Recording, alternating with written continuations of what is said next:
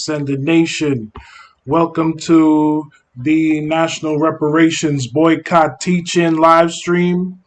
I'll be your host for the time being. We have a power pack lineup of experienced reparations activists who are seriously doing the work 24 hours a day. It's been a hot summer and we're going into an election season where we do need to be dialed in and agitate for reparations and self-determination. We are the Afro-Descendant Nation. We can be found at afrodescendant.org.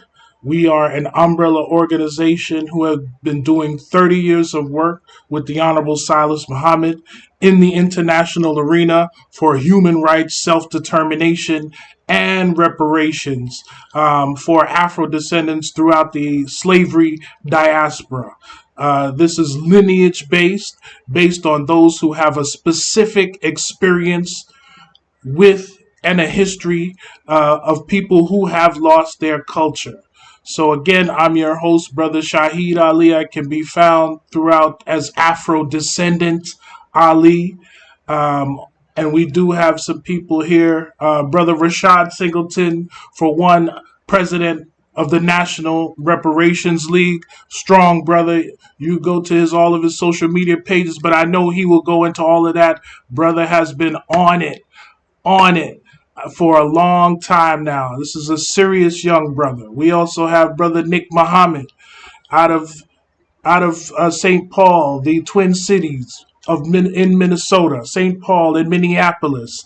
Brother's done some strong national boycotts or local boycotts rather.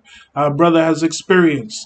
We should be having our attorney, conductor of the Afro Descendant Nation and the reparations movement, Malik Z. Shabazz, who has a 30-year track record of activism and working on behalf of black people. We also have the viral brother, Hawk Newsom of Black Lives Matter, Greater New York, co-founder, who will also be on the call. These are serious people. They will bring information, education, and inspiration, encouraging everyone, giving everyone insight into how you can become active in this movement. Because right now we are in the face of some serious times here in America. Myself, I'm on the continent of Africa, but we do have issues in the United States of America. So shout out to all of the Afro descendants in the chat and on the live stream. Send this to your family. Send this to everyone. Share this with your networks. This promises to be power packed. So what we will do, I will not go on any further, but I will bring on Brother Rashad Singleton, who is one of the co-authors of the Reparations Boycott. There with attorney Malik Z. Shabazz. They have done some great work all over the country. So please, Brother Rashad, you can go. I'll hand it off to you. Thank you, sir. Thank you so much, my brother. Thank you so much. Grateful for you, family. Um, First, giving honor to the Most High and Shire for allowing us to live another day, to fight another day. Giving honor to the Honorable Silas Muhammad. I met this wise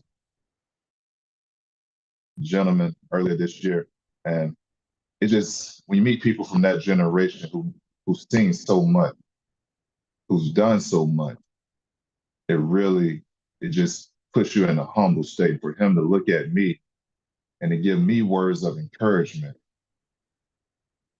I can't put it into words. So I'm so grateful for the Afro Descendant Nation, my new family, who I truly appreciate and love building with every time we get together, because I know when I get together with my Afro Descendant Nation, we're gonna be talking about some Black power.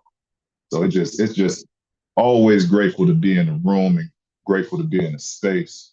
Family, let's cut straight to the chase. We are here to talk about reparations. We are here to talk about solutions to get reparations. Now, I've been saying this for about 10 years. White people only care about two things: loss of life and loss of profit. Loss of life and loss of profit. Now, we're not going to be advocating for violence here this evening, but we will be telling you how you should be spending your Black dollars. Brothers and sisters, you cannot reward a person for harming you. Let me say that again. You can't reward people for harming you. Spending your money with people and businesses and organizations that don't give a damn about your reparations is Stockholm Syndrome. We have to stop. We only have to look at our ancestors in the 60s. They shut down Birmingham, Alabama just by stop riding buses. They didn't have to flip over a car. They didn't have to shoot nobody. They might have been willing, but they just had to stop riding the buses. And they were united about it.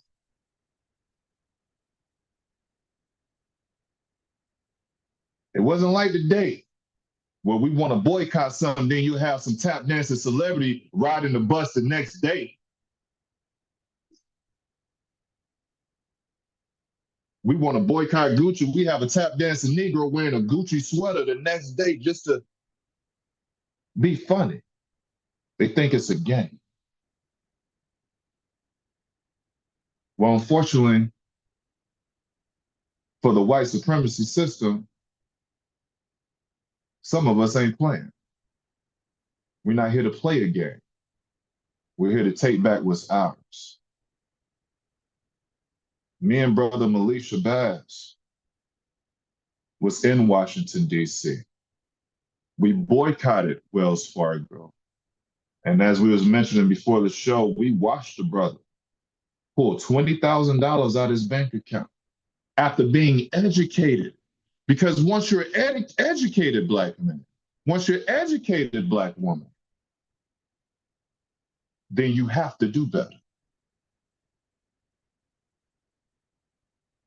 It only takes one time for you to put your hand in fire to know it's hot. It only takes you to understand a few of information that they did, that they would literally use our people as collateral.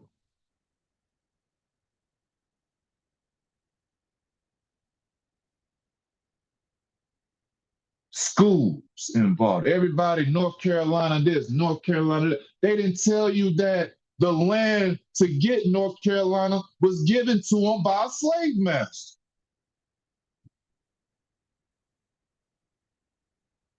They left that part out. University of Georgia, go Bulldogs this, go Bulldogs that. They didn't tell you slaves built the school.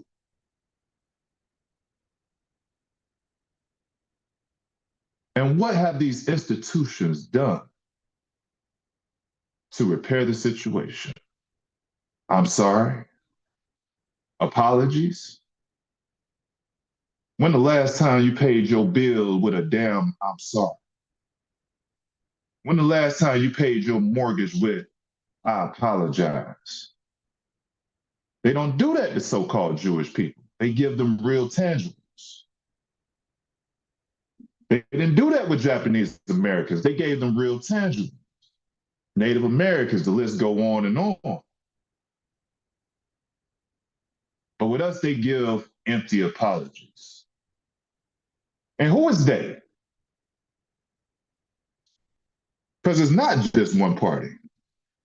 Oh, no, no, no, no, no, no, no.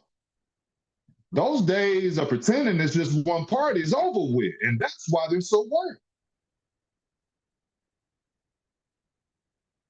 For we was in Chicago, and you listening to the sound of my voice right now, and you tell me one time the DNC brought up reparations. We'll wait. And we saw the same thing just recently in the California reparations. Well, you have members of the Black Caucus got the number of votes, and they still did not bring reparations to the floor. But these are people that love Black people. How the hell you love Black people when you won't bring up the number one issue that's affecting my community to the floor? That doesn't make any damn sense.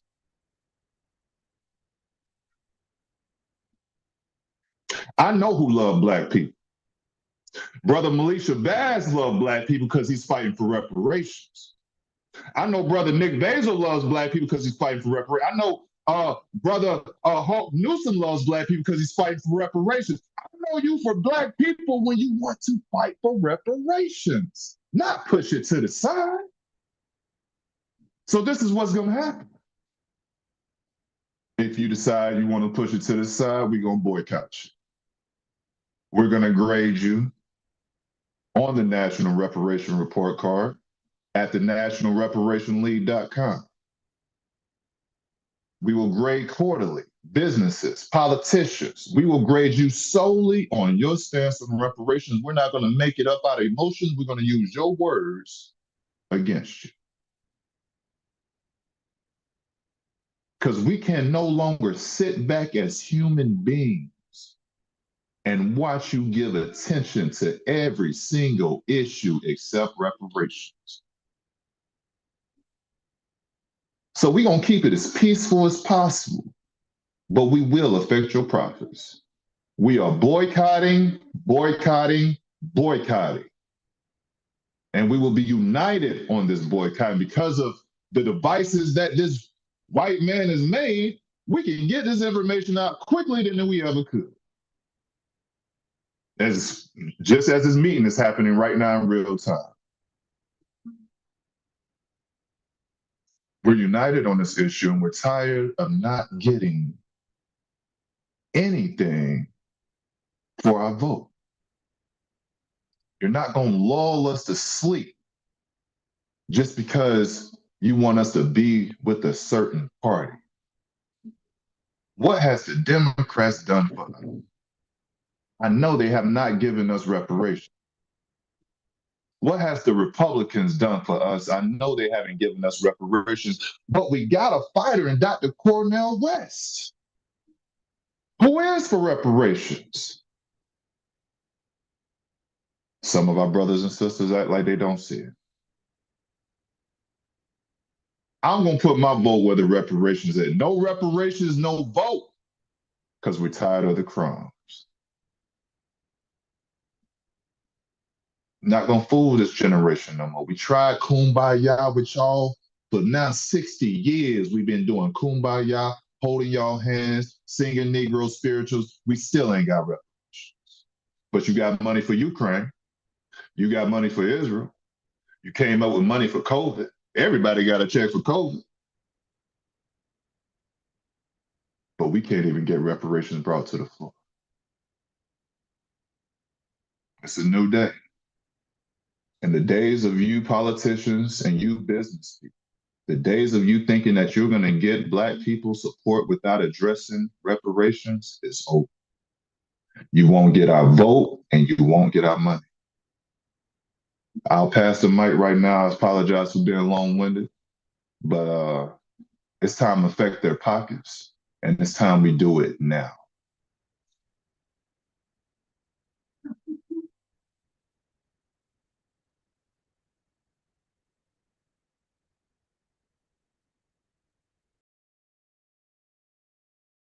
As the summer comes to a close, all of the things that the National Reparations League has been doing. Please follow Brother Rashad and the National Reparations League on all of their platforms. This is the new way that we are able to communicate and network and make connections amongst each other because this work is serious. Brother Rashad is a serious brother, and brother does as much as he can to push this agenda forward because we are in a time now where reparations is at the very top of the agenda. Everything else is secondary. This is for the future of our people. This needs to be addressed right now. Those of you that are Gen Xers, those of you that are millennials, we are setting the pace for the Gen Zers when they pick up this mantle. Hopefully, it doesn't have to get that far. Hopefully, we can finish this thing. But if it's necessary, we got to show them how to be strong in this movement. And Brother Rashad is setting the trend. People like Brother Nick, people like Brother Hawk. And I hope we can get Attorney Malik on next, who is the consummate Gen Xer from my generation, a brother that's been putting in work since he was a teenager. Someone that's I look up to, even though he's a peer, and someone who is definitely a good role model for Brother Rashad and all of the young brothers out there. We call him the conductor of the reparations movement and the Afro Descendant Nation. I'd like to bring forth the mighty warrior lawyer, attorney Malik Z. Shabazz, Black Lawyers for Justice, Afro Descendant Nation. Sir, can you please give us a few words? Are you there?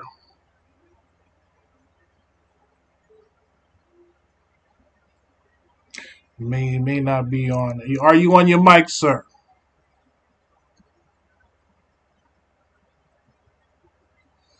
Okay, I'll do that introduction a second time if I have to, because he's definitely worth it.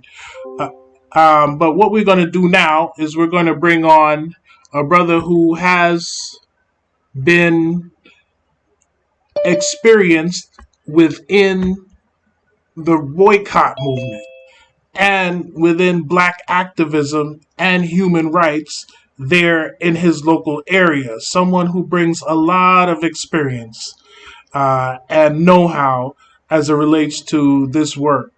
Uh, why boycott?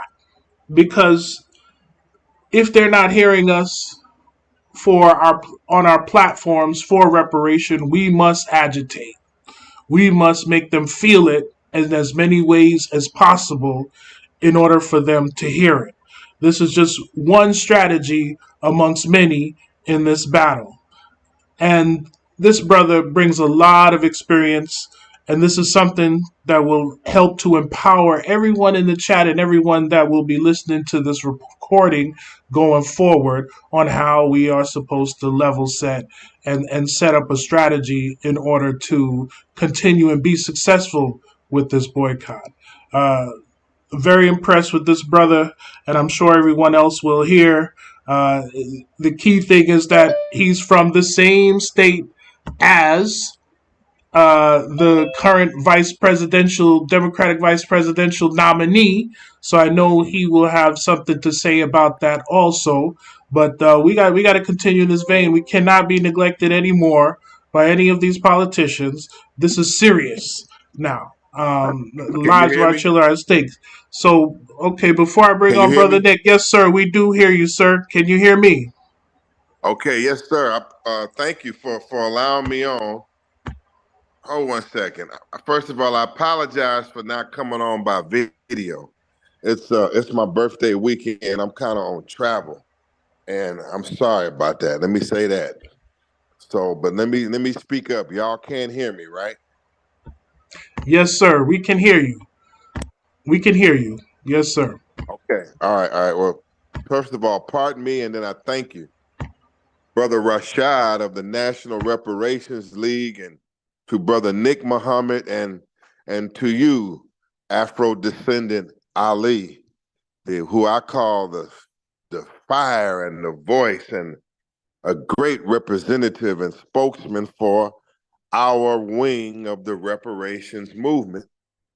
My honors to you, and honors to the Honorable Silas Muhammad, the founder of the Afro Descendant Nation, uh, for setting us in motion and for guiding us and for fathering this part of the movement we are a part of. So I just say briefly, Brother Rashad Singleton, he clearly he speaks for me. His tenor, uh, his position, and his fervency for reparations is my position, which appears to be a hardline position in this political hour. No reparations, no vote. No reparations, no vote. And that's not an easy position to take with a black woman running for president and with a whole lot of black people behind a black woman running for president and who has not endorsed reparations, has not spoke for reparations, and will not, unless something drastically changes, and it might, will not even be addressing the subject of reparations, as reparations is considered to be too hot of a hot potato in this hour. However, despite reparations being a taboo for the Democratic Party and too hot, still the fire for reparations will not be put out. If you look in California and other areas, the fire for reparations from mainstream quarters, not from the new Black Panther Party, not from black Muslims and black nationalists and you other red, black, and green black radicals, but we're talking about from traditional quarters, mainstream quarters, civil rights quarters, all the way out there in California. You see black women and black men going to the legislatures and the councils and the government and basically shutting it down. From my home state, in the spirit of the vice presidential candidate, Sister Queen Melina Abdullah, who we will see this week at the Congressional Black Caucus Convention. The Congressional Black Caucus Convention. I wouldn't, it's easy to make a mistake and call it pardon me, it's easy to make a mistake and call it the Congressional Black Caucus Convention, because we can make another prediction that esteemed body of black legislators, congressmen, and senators supposedly representing black people from all over America, we can almost be sure that on that platform, on that agenda, on their demands in this election, that it will not, cannot include any form or mention of reparations at all. And they have buried the program of John Conyers and even the mere study of reparations. So we're in a political environment of tensions, possibilities, and the same old realities. It's a hell of an environment we're in, and that's just why I want to open up and just analyze the environment and give a couple of recommendations, and I'll turn it over here to Brother Nick Muhammad and back to you, brothers who are on the scene, and I'll just chime in here and there as an elder OG professor. These young brothers got the spirit, and so what I'm trying to do behind the scenes is work with the spirit of these young revolutionaries, because it's going to take a revolutionary movement in order to place reparations on the agenda where we can get the action and the traction that we want. It's going to take more radical agitation. It's going to take a radical mobilization. It's going to take a more revolutionary stance amongst our organizations if our issue, our demand, our platform of full and complete reparations, if it is going to reach the national agenda, if you're going to be able to turn on CNN, NBC, MSNBC, Fox News, and everything else that's controlled by the so-called Jews, if we're going to be able to find our agenda and get through all of that madness, we are going to have to make a revolutionary breakthrough. And I believe that breakthrough is coming. I believe that in this environment right now of the election between Kamala Harris and Donald Trump and the presence of Dr. Cornel West, I believe that there will be an opening. I believe that beyond joy, first of all, be on the Republican side, there are some black people and many black people that are either directly or undercover with Donald Trump. Now, Donald Trump has in no way expressed any desire for any form of reparations. And according to his outlet, Fox News, if there's one sneeze, one mention of reparations, they will go buck wild and say that Kamala Harris is a radical leftist communist and she supports reparations for blacks, and that will fire up the whole MAGA base to help Trump win the election simply because they ain't forgiving niggas no reparations, including the buck dancing, handkerchief head, half baked, half fried, cooning and spooning Negroes that's with them. So you got one set of times over here with the Republican Party. Then you got another set of times over here that's running the damn Democratic Party. Now over here, they running the Joy campaign. Now they've been in office for 4 years and all of a sudden they got a new candidate that looks better, a new candidate that laughs better, a new candidate that is better, a black woman, albeit of half Indian descent. We are the original people all over the 940,000 square miles of the planet. They have a new and attractive candidate who is a better speaker with better energy and better mood and spirit.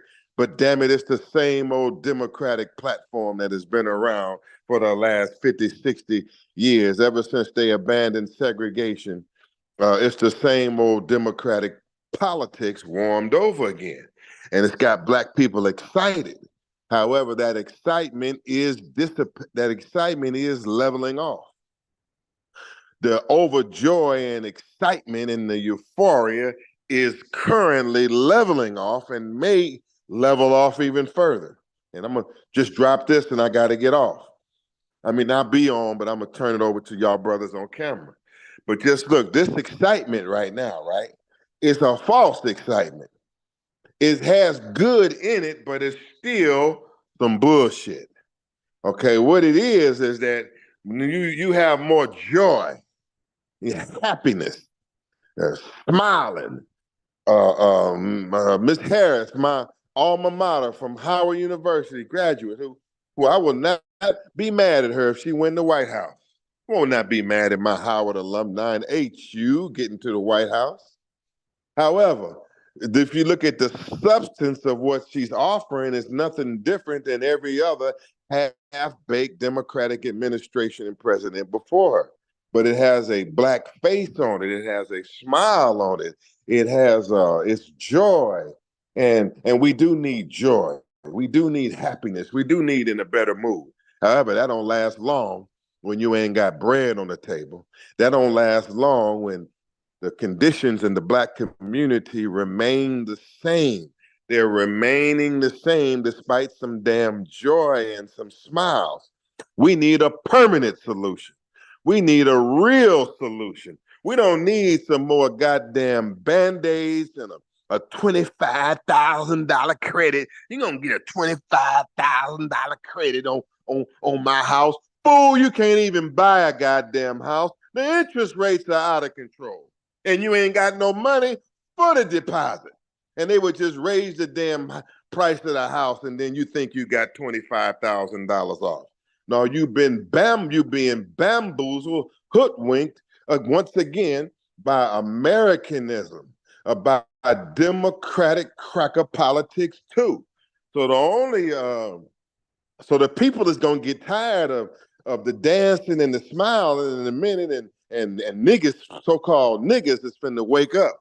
And they're saying, I gotta have something real. I gotta have something substantive. And they're gonna be listening to the Afro-descendant nation. They're gonna be listening to the National Reparations League. They're gonna be listening to Attorney Shabazz and the students of Silas Muhammad and those that are talking about real change when all of this bullshit, pardon my language, I'm sorry, but all of this smoke and mirrors and mystery God and whatever this is wiped out, because it's going to be wiped out because it ain't got no substance to it.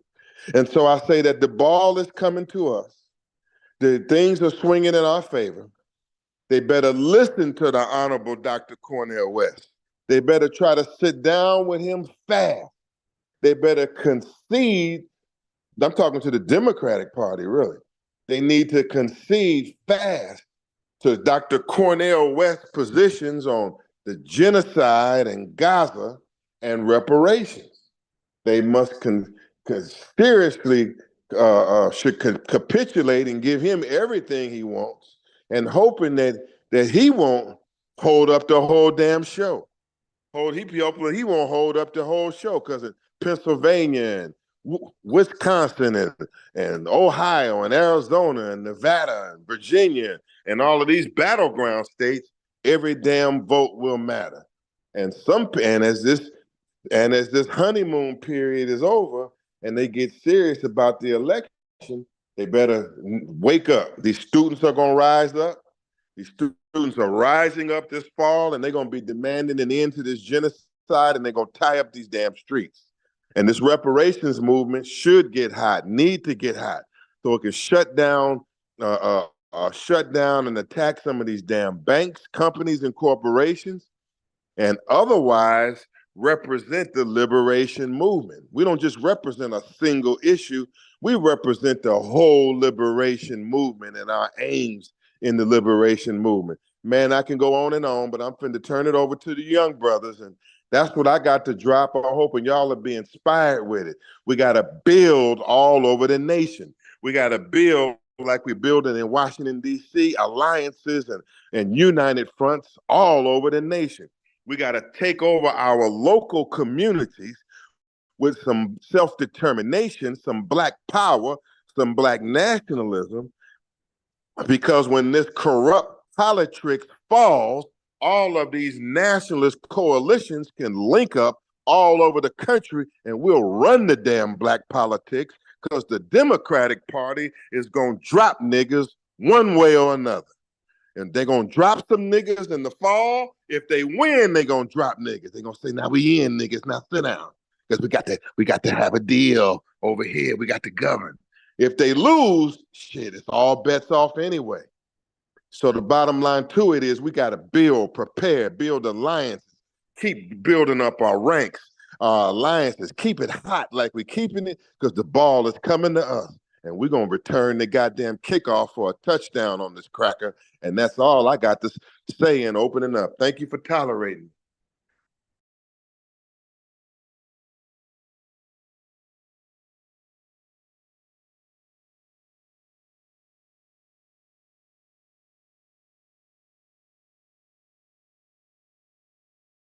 You're welcome. You're welcome. Great work you do, brother. You're great inspiration.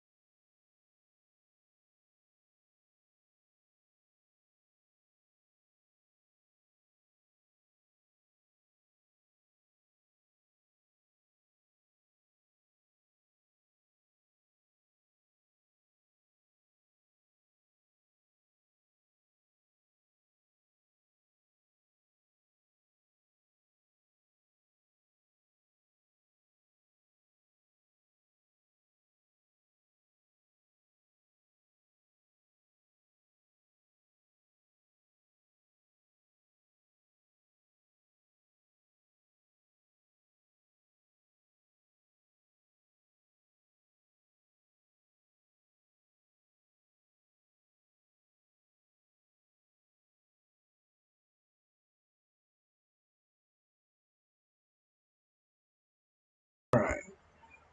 Here we go. We hear Can you, everyone man. We hear me? hear you. Okay, you can We hear hear me you. on the Zoom. In the chat, they couldn't hear me. The mic was off. But thank you, everyone. Truly appreciate everyone in the chat. Please, please, please drop your ats, drop your emails, drop your information. Go to our website, afrodescendant.org. Brothers doing the great work with the Black Men's Movement. We want to see that movement national. So with that said, in that vein, we see Attorney Malik is fired up about this election.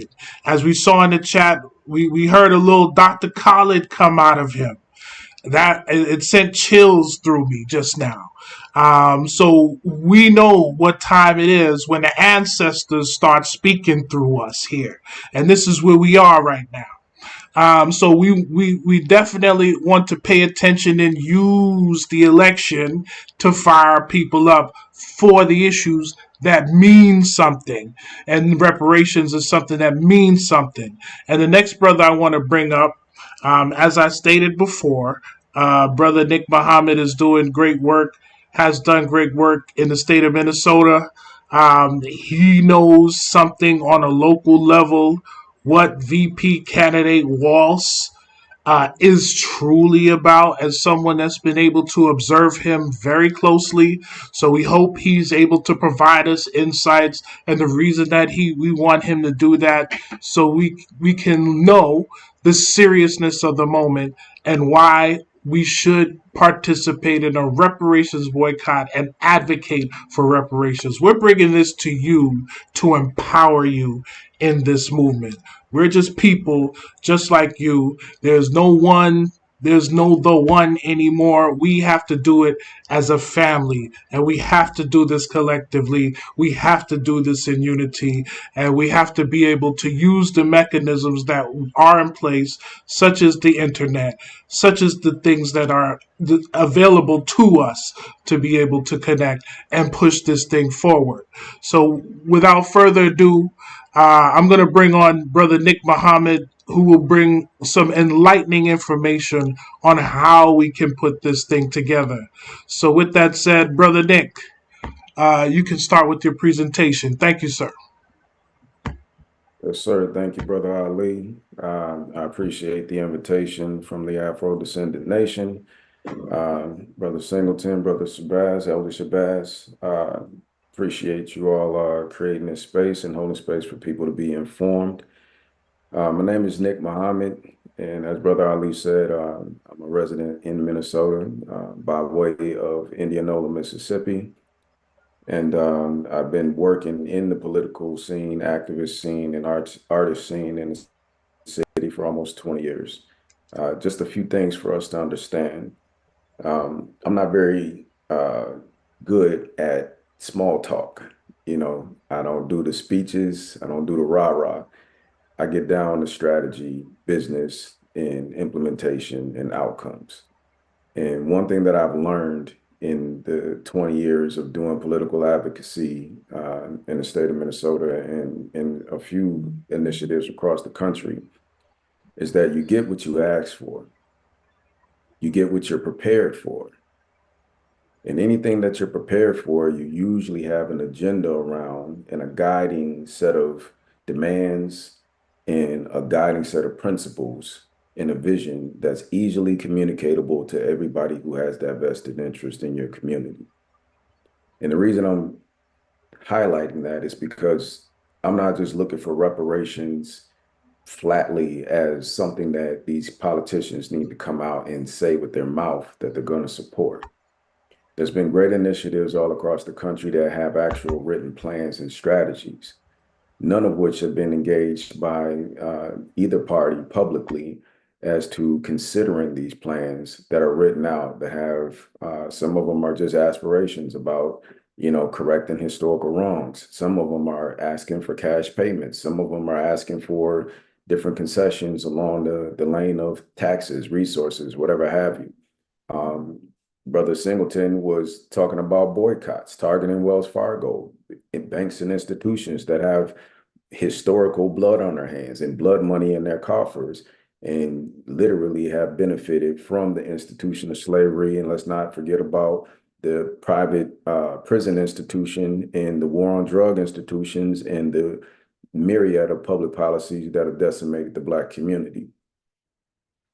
All of those things need to be considered into an actual reparations plan. What I would like to do more of are actual working meetings where we come together on a regional basis and everybody is able to actually do a power mapping of the institutions, banks, political officials, and organizations within their regions and figure out a grievance plan that covers the entire country. We used to have these kind of meetings back in the early 80s and the 90s where Black folks would get together, minister, and whoever else was interested in advocating for the Black community and had a vested interest in a good reputation, or at the very least, a reputation they had to uphold to our community. And there was no prying eyes of people telling us who was appropriate and inappropriate to attend these meetings, and all ideas were expressed. In 2024, we can't afford to continue to do studies. In 2024, I'm taking people at their word. People have already stated, for the record, within the Democratic Party that they do not want to deal with reparations for the Black community. I'm not going to waste time trying to convince someone that they need to do such. The Black community in and of itself, we need to make sure that we begin to adopt our own policies and initiatives that we put forth on a regional level. We're inside of the Democratic Party voting in the 80 and 90 percentile. And to put that into context, white people who are on both sides of the political spectrum don't vote in 80 and 90 percentile for themselves.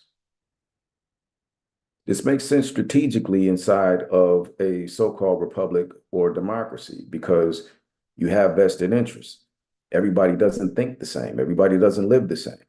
So you should have a strategy on both sides of the aisle. And there's a lot of people who don't want to hear this. However, I do believe in that old proverb and adage that the definition of insanity is doing the same thing, expecting a different outcome. Look at the outcomes of the Black community in your nearest state. Ask yourself, what governance has this community been under? And if that governing political body has not fixed the problems that have been in your community, more than likely, not only all of your life, but your parents' lives, you have to ask yourself, why are you fully dedicated to someone giving you nothing?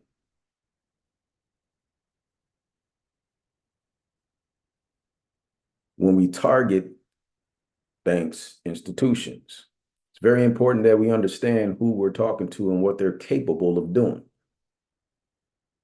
Brother Singleton was expressing how he's grading politicians, grading banking institutions, and letting people know what's going on and what they're guilty of when it comes to the beneficiaries of slavery that are still here in modern times. Now, the irony is we're having a hard enough time getting Black folk to stand up for the interests of Black folk. We're talking about a presidential election that won't even say the word reparation in either camp or either party. And we're still standing in support and raising and putting money into the pockets of people who haven't even uttered a single commitment to a single platform for our community. Meanwhile, you have an influx of people coming into the country who Biden, with a stroke of a pen, was able to allocate a minimum of $4 billion a year to subsidize people. You have people who are outcrying in the state of Illinois and Chicago because their quality of life has literally been unaddressed for decades. And they have people coming in, snatching resources that up until that point, we were told were nowhere to be found and completely unavailable. Now, the Black community has to ask itself a question. If the party in charge is creating and sustaining this dynamic, why are we acting like at the end of the day, it doesn't behoove us to change the way that we engage with them, to change our demands? If we use Wells Fargo alone has over $1.7 trillion with a T under management annually. And that's just one bank. The assets under management of all the black banks combined barely breaks $80 billion annually. And boycotts are great, but we're in 2024. We also have to be mindful that there's a myriad of different things that we should be paying attention to. The world is advancing as we sit here and speak. There's things that we need to be aware of. There's other strategies we need to be engaging.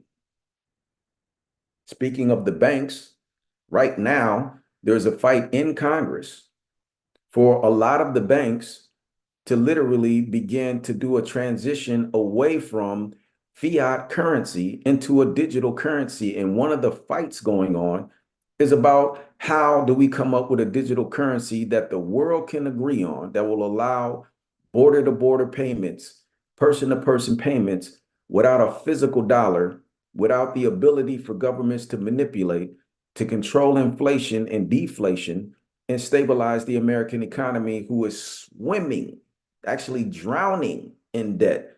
Every 3 months, we take on over $1 trillion more debt, which is going to be paid and laid upon the head of us and our descendants.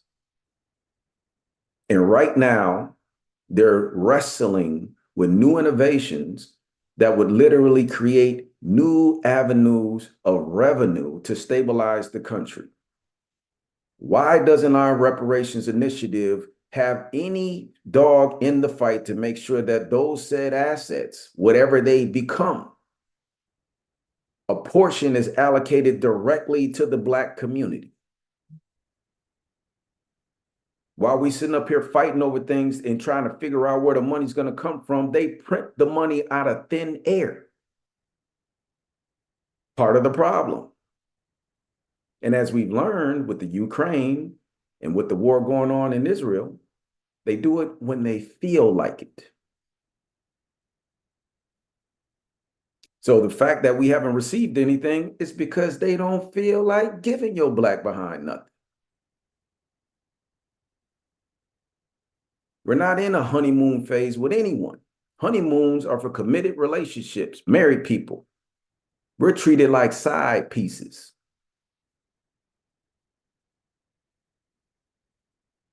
And we need to wake up. There's a stake in this country that we have. It's our birthright. We've earned, we've paid for in blood, God-given. And if we don't start thinking outside of the box of rhetoric and catchphrases and buzzwords and come up with real plans and real demands that reflect that we even understand how government and economics works on a national level, we're just twiddling our thumbs, and more importantly, we're failing future generations. If you think the wealth gap between Black folks and the white Americans is bad now, wait until everything goes digital. White people are worried about the adoption of things like AI, wiping out almost 80% of a lot of jobs across the globe. This is a problem everyone is bracing for that's aware of it. Why don't our conversations reflect those kind of innovations and factors? If we're going to talk statistics, those are things that affect the outcome. So we need to have all meaningful data, strategies, tactics, and information put into the mix of the conversation for sound economic policies and plans. That's why I'm here. That's what I'm fighting for. Tangibles. I'm here to work on the engine. We could talk about how fast or how slow these models are later, but we need to get things moving. Too many of us are personalities, but we don't have any substance. We don't have any plans.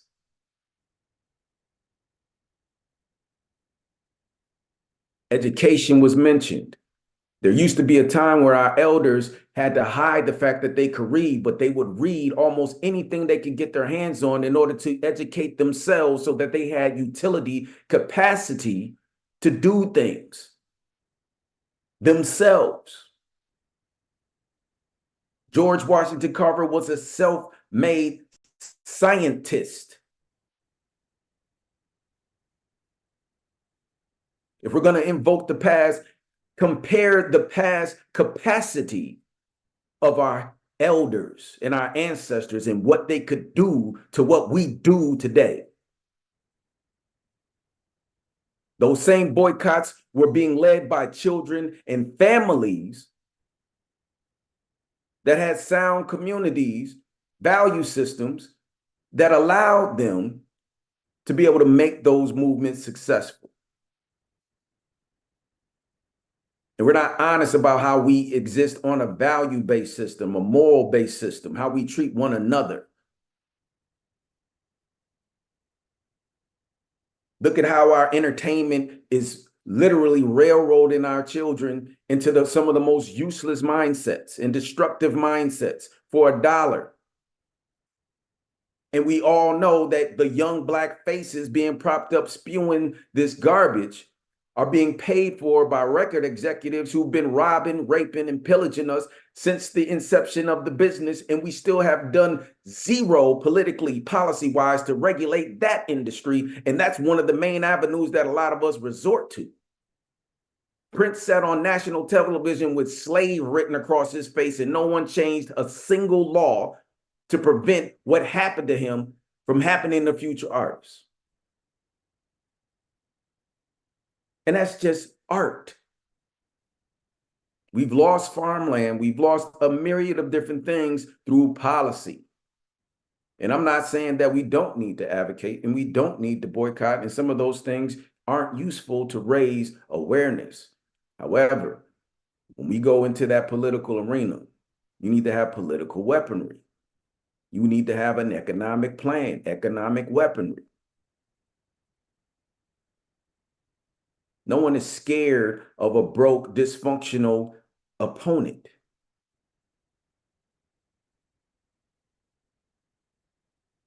And fear is only invoked from the strong to the weak.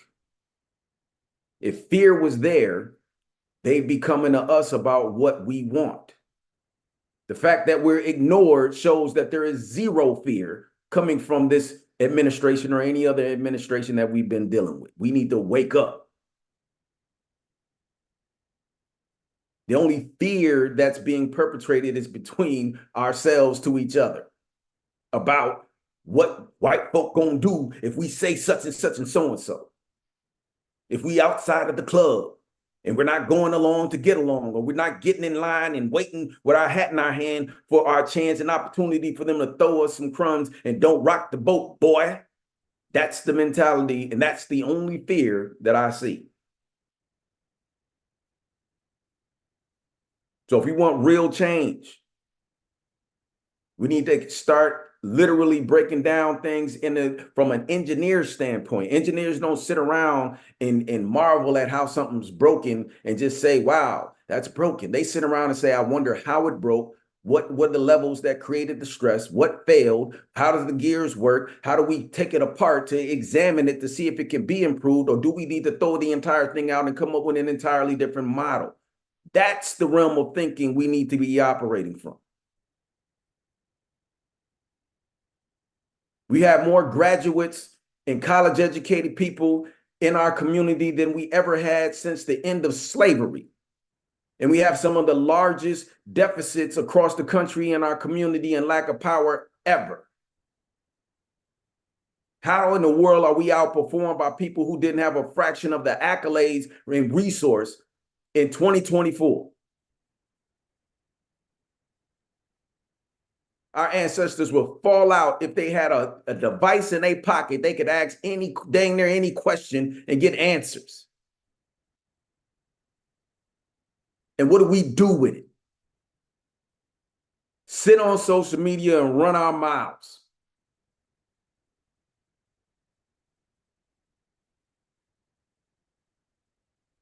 So in the course of reparations, when it comes to reparations, I would like to see far more action. When it comes to the elections, we need to start asking, or better yet, before we even talk election, we need an agenda. We need a list of valid demands. We don't have to be a monolith to agree on a list of primary demands and resources. We just watched this government literally quadruple the national debt, running the money printer, and not a dang nickel went into our community.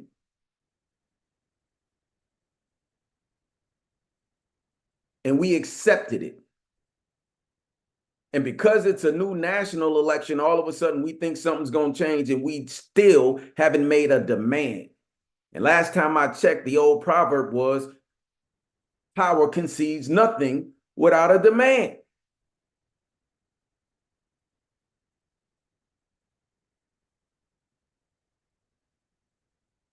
So I would urge us to take the time to look into your own heart and ask yourself, how can you personally improve your capacity, and what do you want to deliver? And I don't care what you do, as long as you're doing something, share what you know, work with the coalition of the willing. Don't be scared to add something that might not be in your wheelhouse. One thing I've learned working in this state, there's almost 7 million white folks in the state of Minnesota and barely 400,000 Black people. When we go to the Capitol to try to get things done, most of the representatives in that Capitol do not look like us. But we fought for several pieces of legislation, and one of the ones that I'm most proud of, spearheaded by my good friend and sister, Khalees Houston, and Village Arms, and my brother Thomas Berry, was the African American Family Preservation Act. It was a bill to reduce out-of-home disparities of Black children into the Minnesota Child Protective Services foster care system. It's a racket. And Black mothers were being singled out, isolated, and literally having their babies stripped away and sent to abusive homes for thousands of dollars per month to those foster care parents just because they wanted to make the money. And when we finally got the bill passed, it was a coordination between both sides of the aisle to get it done after a 7-year fight. And even after we got the bill signed, we still have to sit back and work to make sure that the implementation of the bill doesn't preclude fathers for having a criminal record, so that they can actually step in just in case they need to help the mother for out-of-home placement, or in some cases, fathers for out-of-home placement. We don't assume anyone is our friend, and we don't assume everybody is our enemy. We have interest, and that's how we move. Do you share the interest in the bills that we're putting forth? If so, we can talk. If not, let's move it along. That's the disposition of a mature political mind, a mature economic mind. People have shown us who they've been, and we continue to deal with them like they are friends when they've showed us they don't care. So I would encourage everybody to do that inventory. Ask yourself, how do we build an agenda in our state and our city? And when we get on these calls, we need to be sharing those ideas and consolidate it until we get a national agenda. And then there's some people who've been doing the great work that already have agendas. And just because my name ain't on it don't mean I can't read it to see if I want to support it. We don't all have to lead and be the one. But we got to stop acting like nothing is going on. There's several great initiatives going on, but we need to learn how to make sure that we're consolidating some of these efforts so we're not duplicating the wheel, so we can get an agenda moved upon and put in front of some of these people. And then on the back end, when it comes to boycotting, good brother Singleton, we got to make sure that on a local level, the boycotts hurt way more than the national level. There's certain companies we can literally grind to a halt. But we have to have sound policy recommendations, sound economic organization. There's plenty of resource out there. It's just not a lot of good aggregation going on. Everybody's siloed. You got a bunch of loose fingers in a boxing match. We need to come together. That includes all of us. from the streets to the most affluent. And some of us need to get out of this club mentality, the talented 10th percent mind state, thinking that they got all the solutions, but nothing is changing. And we're going on decades. We ain't spring chickens no more. And we have a younger generation behind us who we owe it to get it right and to put them on real game and not have them wasting time just doing empty gestures of symbolism. But I appreciate y'all starting the conversation. I'd be more than willing to have the conversation going forward, but I like to deal with metrics. That's why I threw out certain things about the banks, things that I know, the percentages of the party. These are things that we need to consider when we're talking about strategy and reparations. And I'll leave it there.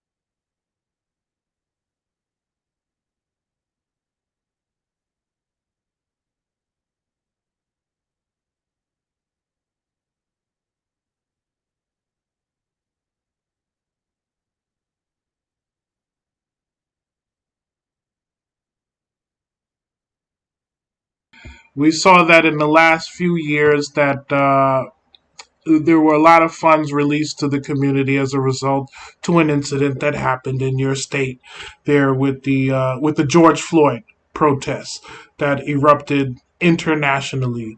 Um, so just wanted to get your feedback on your opinion on the Governor Walz and some of the things that he was able to do in the aftermath of the George Floyd incident and the protests, and what do you think? Do you think that it was favorable to Black people in your state? The short answer is, unfortunately, we missed the opportunity to lead the country in how to repair aspects of the Black community and address police brutality through policy and implementation.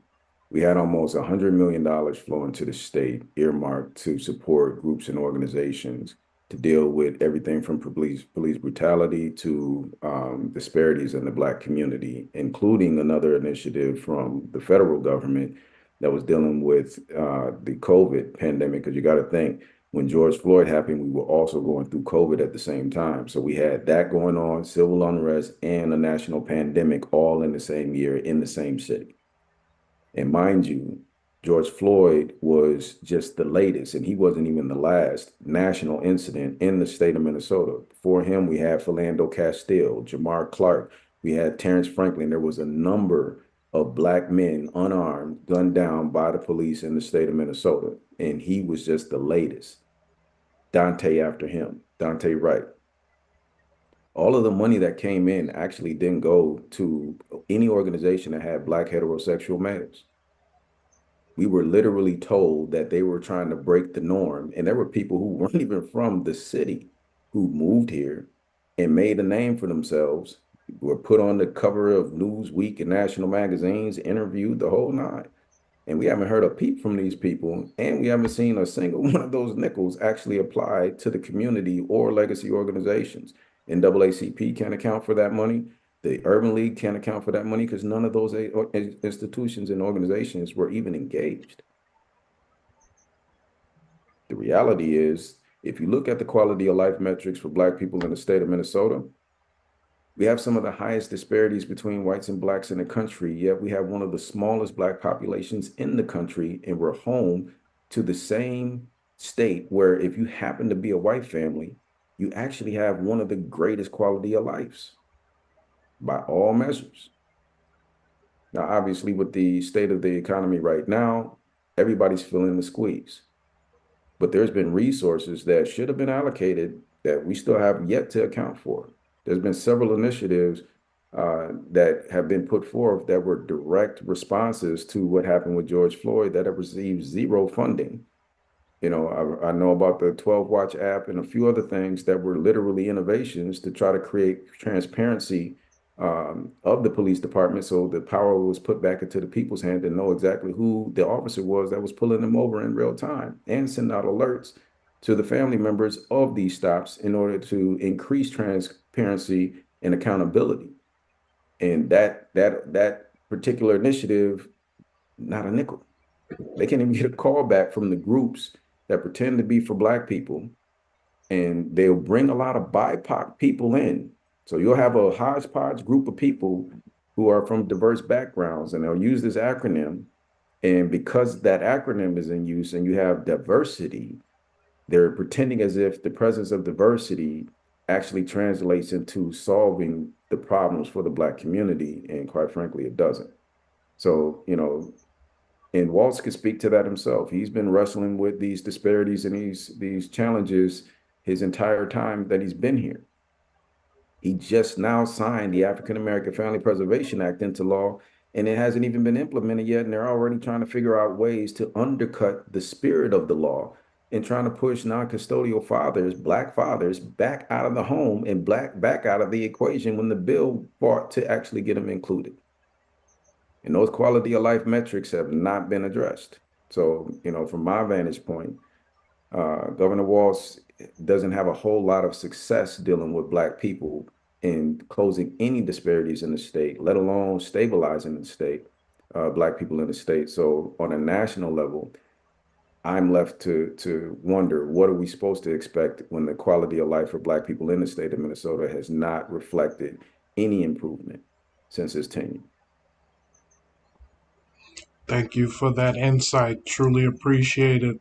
To the chat, please drop your questions. We are going to close out shortly, but we want to pose any questions to the panelists before we let them go. Especially Attorney Malik. We know he's listening in. We want to get him off here so he can enjoy his birthday weekend. So truly appreciate it. I want to pose one question to everyone on the panel here, and anyone can start off here. Um, how how important is identity in the entire process of us pursuing reparations in bringing about unity? Do we see any issues of identity as it relates to our unity? But just wanted to get firsthand your thoughts on identity in the entire process, because we here at the Afro Descendant Nation, we are an international organization. We pursue reparations and human rights from an international perspective, where we have established the Honorable Saz Muhammad has established the Afro descendant identity with 19 other countries throughout the slavery diaspora. And we just want to get your feedback on how important is identity in this process in bringing us together and being able to do some of the engineer like work that you're talking about, brother Nick.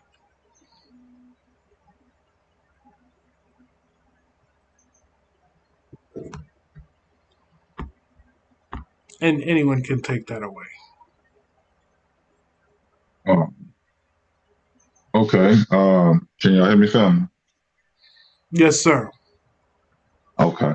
Yeah, I definitely, we at the National Reparation League, we believe lineage-based reparations.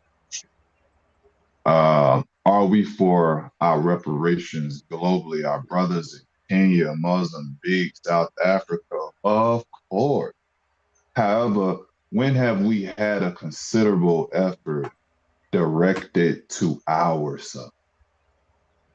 You see, this is the problem. We can't even get Black organizations to support solely our reparations.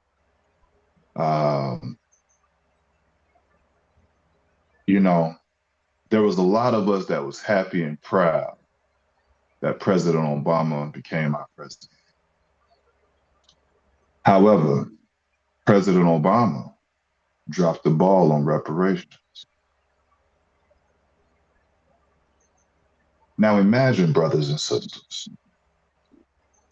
us going to Kenya, rising up the ranks of politics and becoming the leader of Kenya. And then you, as a Black American, tell Kenyan what they don't deserve. You never heard of such a thing. Imagine, brothers and sisters, you went to Jamaica, rose to the rank of politics in Jamaica, and you told Jamaican, I ain't doing nothing specifically for Jamaica. You see, nobody wants to do something specifically for Black Americans, us so-called African Americans, so-called Israelites, whatever you want to subscribe to, the descendants of chattel slavery and Jim. We are a nation within a nation. And when we're dealing with reparation, because they made it not, they basically made it illegal to make it race-based. The importance of identity has never been more crucial. We have to know that they put Negro on those papers. We have to know that they put freedmen on those papers, that we had a Freedmen's Bank that was mismanaged by white folks and they waddled and just wasted millions of dollars that would be billions of dollars. So when we get reparations and we approach it from a lineage base, they can't say, oh, y'all just want to do something for Black. No, we're talking about specific things. We're talking about a specific group of people. And when we keep it lineage based, we ain't got to worry about people that look like us trying to get what belongs to us. That's no hate. That's just doing things the right way.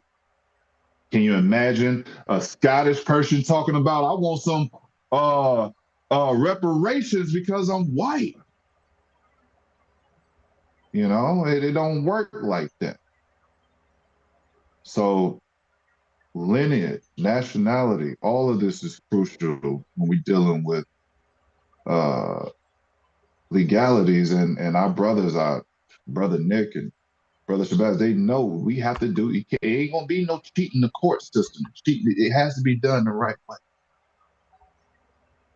So lineage and nationality is crucial, and that helps get ahead of the race-based argument. Now, we don't want just reparations for Black Americans. We want reparations for the nation of Black Americans who you enslaved. We didn't call ourselves freedmen. They called us. I'll drop the mic there, brothers. Thank you for that. And shout out to the freedmen in the chat. The identity is definitely important, and on the international level, Afro descendant being the identity, 250 million strong, makes us one of the largest top four groups of people on the planet Earth. And it's definitely something that should be placed on the agenda as we move forward in terms of as being the unifier and what most people in the movement can agree on is that lineage must play a role in the acquisition of reparations. And shout out to Curtis Murphy in the chat who brought up the point that we didn't give our consent to be enslaved, nor did we give our consent to be under the jurisdiction of the United States as citizens. We have never, and that falls under self determination. We have never been allowed to determine whether or not we should be U.S. citizens at all in the first place. So that is something that definitely must be placed on the agenda going forward as we discuss reparations, human rights, and independence. Uh, we have no questions in the chat, but I do want to give a last go round so everyone can promote everything that you have going on right now and some of the great work so we can stay connected to you and we can move forward. Brother Rashad, anything you'd like to promote before we close out?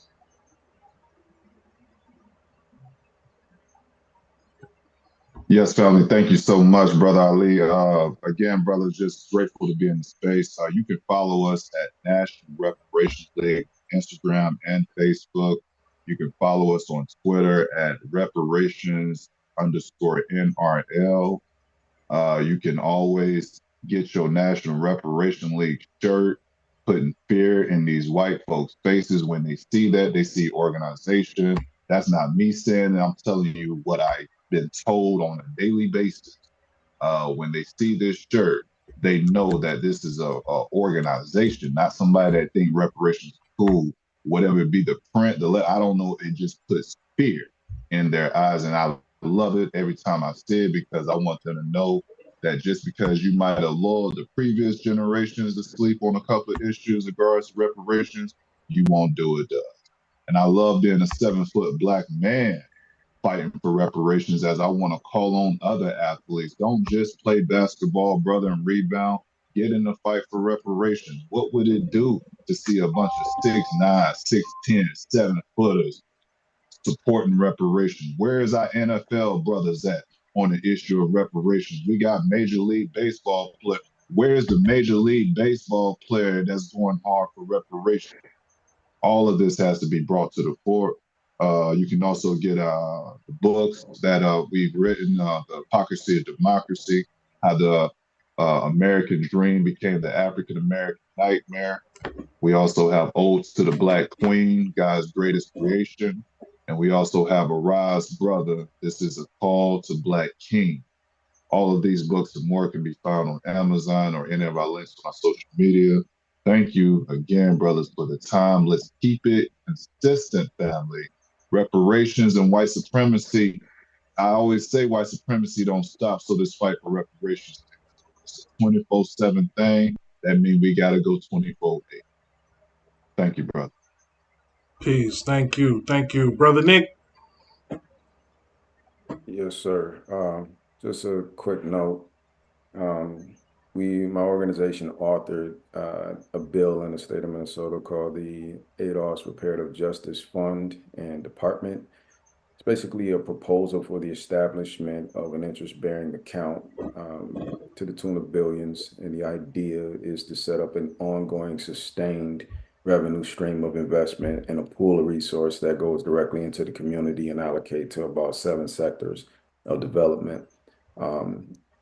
Was authored by our now Senate President Bobby Joe Champion, and in the Senate, State Senate, and then in the House we had Representative Frazier as the second author. And that bill is a model that we're striving to see if we can get established here in the state of Minnesota and possibly be able to run a beta test where we're able to have a working model that would actually be sustained and something that could be ongoing indefinitely to begin to address some of the disparity rates.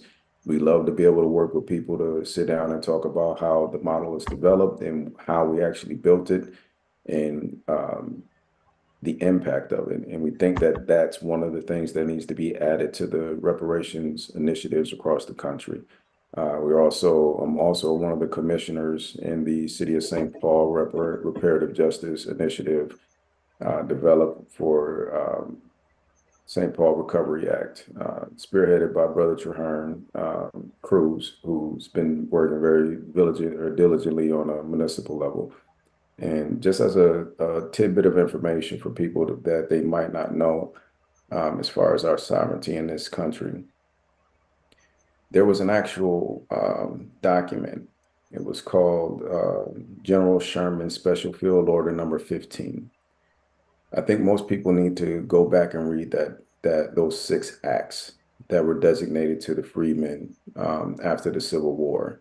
We actually had land allocated, and it was stated in that document that we had complete sovereignty of the area that was designated. And at the moment and at that time, we were supposed to start off kind of like Israel ended up in the Gaza Strip with a designated set of land. And over time, the idea was for us to spread across the South and develop our own independent nation. And that's a buried document, but hopefully, if you can still Google it and they haven't buried it in the algorithm, you can pull it up and read those 6 acts. Inside of that act, which is tantamount to a treaty, which was issued by General Sherman after the war, signed by President Lincoln, and ratified by Congress. That's a treaty, ladies and gentlemen. That's a legal binding contract and document establishing the sovereignty of Black folks and what was actually achieved, and to quote the language, through an act of war. So it acknowledged that we freed ourselves and we were able to actually establish that we were to be respected as a free and sovereign nation. And if we don't go back and read those state documents, those binding documents that acknowledge who and what we were and are, we're going to reinvent the wheel that doesn't need to be reinvented and create a mountain where we really could have a hill. So it does exist. And there was a lot of great work that was done. But look up General Sherman Special Field Order number 15. Read those 6 acts. Those need to become a part of the basis of our national address and redress to the federal government. Absolutely. Yes, sir. Thank you so much. I wanted to give a quick shout out to Dr. Brooks Robinson in the chat. Please visit his website. Great Black economist, Dr. Brooks Robinson at blackeconomics.org. Thank you so much for joining us, sir. I also want to give a shout out to Sister Mecca Shabazz. Thank you for the super chat, $20. Truly appreciate it. Please support the work of the Afro Descended Nation. You can drop a donation in the super chat, or you can go to afrodescendant.org/donate. Thanks again, Sister Mecca. I wanted to close it out with conductor Attorney Malik Shabazz. Do you have any words for us, sir? Are you still there? Yeah, can you hear me? Yes, sir. All right, to close out briefly, I want to say that to those that are listening and those that would hear this broadcast, to be encouraged and to embrace optimism in our fight. Embrace optimism in our fight. Pardon me, somebody calling in on here. Optimism over pessimism. We are in a time right now of great opportunity. We are in a time right now where that government that the Honorable Silas Mohammed has prophesied and that the Honorable Imari Obadeli gave his life for, that government of our own, of those that are serious about full and complete reparations, pardon me, that those that are really serious about complete independence, self-determination, that which is called full and complete reparations, we are in that time where the wheat and the tare are being separated, and that those that want to capitulate and go along with Americanism are being made manifest. And this is another opportunity for those that believe in a nation of our own, justice and complete liberation, have an opportunity to actually establish that. And so I'm still saying that the leadership, Brother Rashad Singleton of the National Reparations League and the Afro-descendant nation. Now our unity is a great example, but it must be more of that. You know, as we go into this presidential election, the expectation would be that all of those that are fighting for full and complete reparations would be engaging closely in that type of activity as leaders, as a government of our own, that we would be in in heavy coordination and communication and legislation to be pushing for full and complete reparations. Okay, even if we haven't met that goal right now, y'all still hearing me? Yes, sir. Yes, sir. Just want to make sure I'm still on. Am I still on? Yes, So sir. You're on. okay, so let me cut to the chase because it all depends on the movement. Any idea or proposition or proposal must be delivered upon the technology of a movement or a structure that will carry it. A movement, a structure, a coalition, a body of leaders. Uh, Similar to the way that actually bears some similarity to the way that bears similarity to the way America's founding fathers, white men, got together to decide how they were going to resolve their differences as colonists and unite for the United Snakes of America. And even though they united for, they were wicked deeds against us and they were righteous deeds for their own people.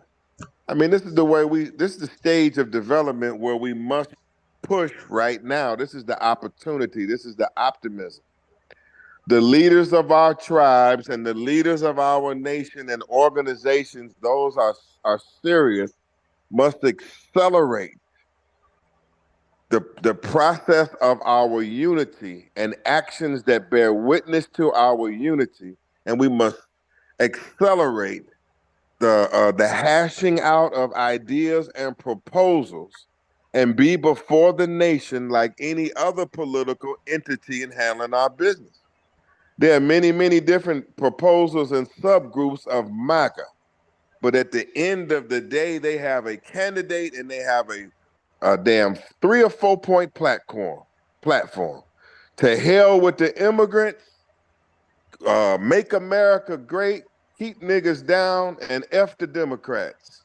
And they have decided on that. They've rallied their coalition, and for whatever purposes they're doing it, they're kicking some ass. And the Democrats with their crazy coalition. It's a crazy coalition, but whatever it is, they raising them some billions and they carrying out the Democratic Party politics.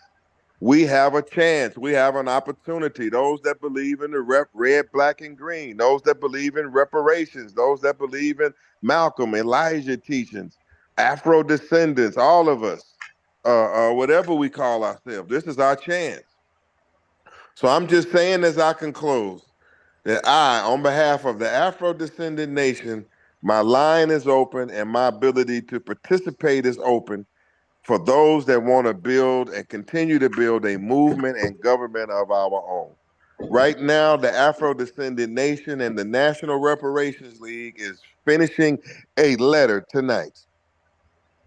We're finishing a letter and we're asking at least 20 to 25 Black organizations that stand for reparations to sign onto a letter that is demanding a meeting with presidential candidate Kamala Harris on the subject of full and complete reparations.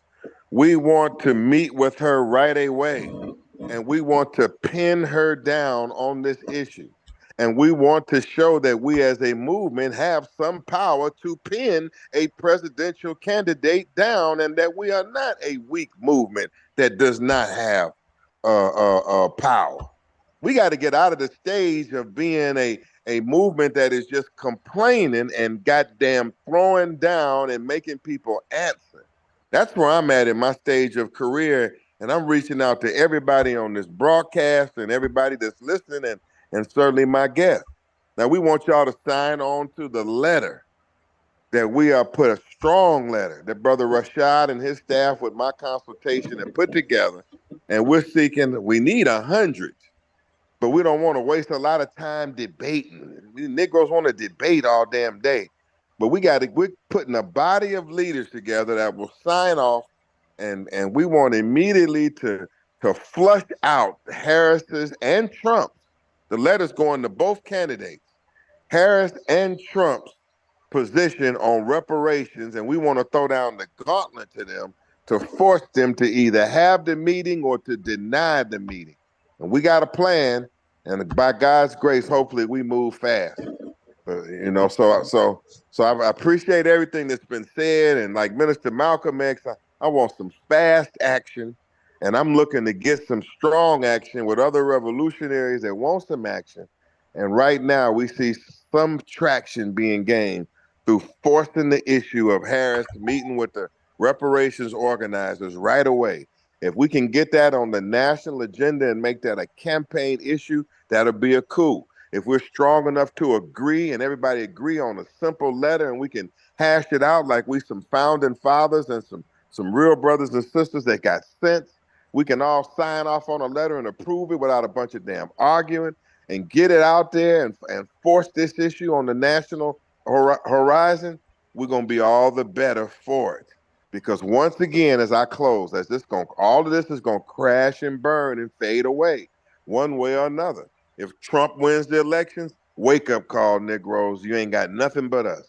If Harris win the election, they're going to be happy for a minute, but they're going to say, damn, we ain't really getting nothing. So the better we are to get our agenda out there and be prepared and organized and show that we have a third alternative and that we mean business, just like them Palestinian students out there shutting it down for Palestine on these campuses. The faster we can show we're organized and mean business, and that when we say something, somebody gonna answer us, the better off we'll be. And I'm here for it on behalf of the Afro-descendant nation and Black Lawyers for Justice. I thank y'all for being on the call and Black Power reparations by any means necessary. All right. Thank you. Thank you. And please visit our website, afrodescendant.org, where you will learn that the term Afro-descendant represents more than just a label. It is a powerful acknowledgement of a shared history, struggles, and resilience of descendants of enslaved Africans across the Americas by recognizing the collective trauma of forced displacement, cultural erasure, and the loss of fundamental human rights. This identity can serve as a foundation for unified action. Adopting the Afro descendant identity will empower efforts towards a reparatory justice and self determination and foster a sense of global solidarity among all descendants of enslaved African people in the Americas.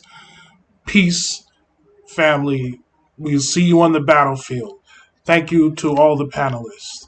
We will see you next time. Peace.